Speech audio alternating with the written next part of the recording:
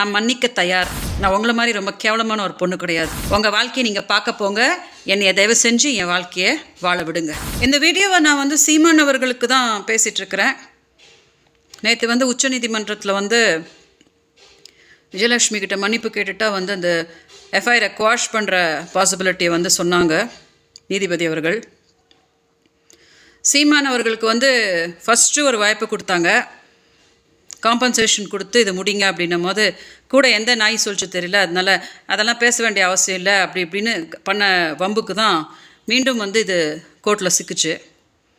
இப்போ சீமானுக்கு நான் சொல்கிறேன், நேற்று நீதிபதிகள் என்ன சொன்னாங்கன்னா, 2 பேரும் ஒன்றும் குழந்தைங்க கிடையாது, ஸோ இது என்னென்னு கொஞ்சம் 2 பேரும் மன்னிச்சு கொஞ்சம் பண்ணுங்க அப்படின்னு சொன்னது கொஞ்சம் சீமானுக்கு புரிஞ்சிருக்கும்னு நினைக்கிறேன்.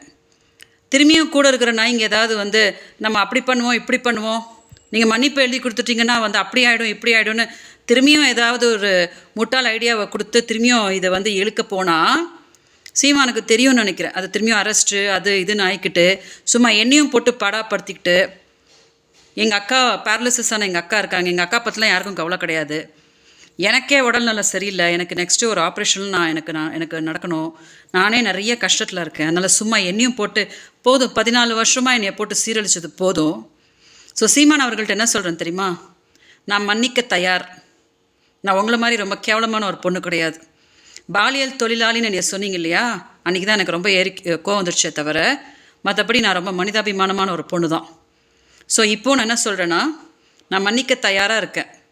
திரும்பியும் ஏதாவது போய் நான் அதை பண்ண போகிறேன் இதை பண்ண போகிறேன்னு நீங்கள் போனீங்கன்னா அது உங்களுக்கே நல்லா தெரியும், அது மீண்டும் ரொம்ப பிரச்சனையில் தான் போய் விட போகுது, என்னையும் தேவையில்லாத மன உளைச்சலில் போய் ஆளாக்க போகுது. அதை தான் நேற்று அந்த நீதிபதி அவர்கள் சொன்னாங்க.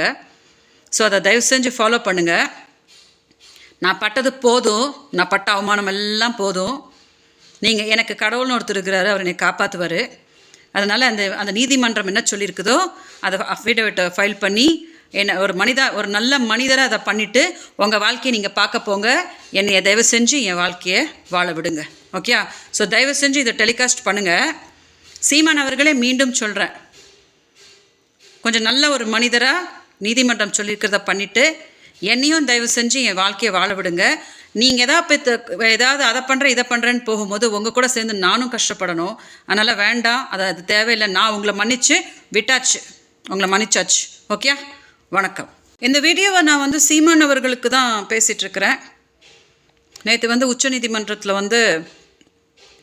விஜயலட்சுமி கிட்ட மன்னிப்பு கேட்டுட்டா அந்த எஃப்ஐஆரை குவாஷ் பண்ணுற பாசிபிலிட்டியை சொன்னாங்க நீதிபதி அவர்கள். சீமான் அவர்களுக்கு ஃபஸ்ட்டு ஒரு வாய்ப்பு கொடுத்தாங்க.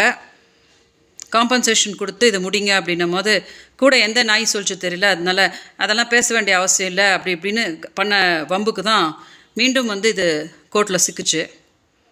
இப்போ சீமானுக்கு நான் சொல்கிறேன், நேற்று நீதிபதிகள் என்ன சொன்னாங்கன்னா, 2 பேரும் ஒன்றும் குழந்தைங்க கிடையாது, ஸோ இது என்னென்னு கொஞ்சம் 2 பேரும் மன்னிச்சு கொஞ்சம் பண்ணுங்க அப்படின்னு சொன்னது கொஞ்சம் சீமானுக்கு புரிஞ்சிருக்கும்னு நினைக்கிறேன்.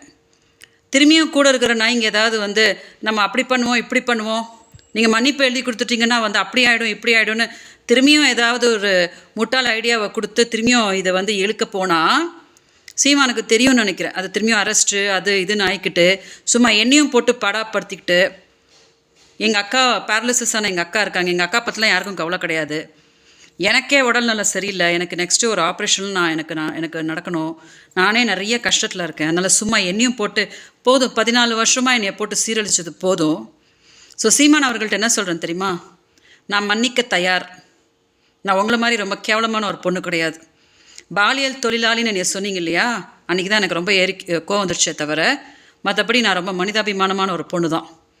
ஸோ இப்போது நான் என்ன சொல்கிறேன்னா, நான் மன்னிக்க தயாராக இருக்கேன். திரும்பியும் ஏதாவது போய் நான் அதை பண்ண போகிறேன் இதை பண்ண போகிறேன்னு நீங்கள் போனீங்கன்னா அது உங்களுக்கே நல்லா தெரியும், அது மீண்டும் ரொம்ப பிரச்சனையில் தான் போய் விட போகுது, என்னையும் தேவையில்லாத மன உளைச்சலில் போய் ஆளாக்க போகுது. அதை தான் நேற்று அந்த நீதிபதி அவர்கள் சொன்னாங்க. ஸோ அதை தயவு செஞ்சு ஃபாலோ பண்ணுங்கள். நான் பட்டது போதும், நான் பட்ட அவமானம் எல்லாம் போதும். நீங்கள் எனக்கு கடவுள்னு ஒருத்தர் இருக்கிறாரு, அவர் என்னை காப்பாற்றுவார். அதனால் அந்த நீதிமன்றம் என்ன சொல்லியிருக்குதோ அதை அஃபிடவிட்டை ஃபைல் பண்ணி என்ன ஒரு நல்ல மனிதரை அதை பண்ணிவிட்டு உங்கள் வாழ்க்கையை நீங்கள் பார்க்க போங்க. என்னைய தயவு செஞ்சு என் வாழ்க்கையை வாழ விடுங்க. ஓகே, ஸோ தயவு செஞ்சு இதை டெலிகாஸ்ட் பண்ணுங்கள். சீமான் அவர்களே மீண்டும் சொல்கிறேன், கொஞ்சம் நல்ல ஒரு மனிதராக நீதிமன்றம் சொல்லியிருக்கிறத பண்ணிவிட்டு என்னையும் தயவு செஞ்சு என் வாழ்க்கையை வாழ விடுங்க. நீங்கள் ஏதாவது அதை பண்ணுறேன் இதை பண்ணுறேன்னு போகும்போது உங்கள் கூட சேர்ந்து நானும் கஷ்டப்படணும். அதனால் வேண்டாம், அது தேவையில்லை. நான் உங்களை மன்னிச்சு விட்டாச்சு, உங்களை மன்னிச்சாச்சு. ஓகே, வணக்கம்.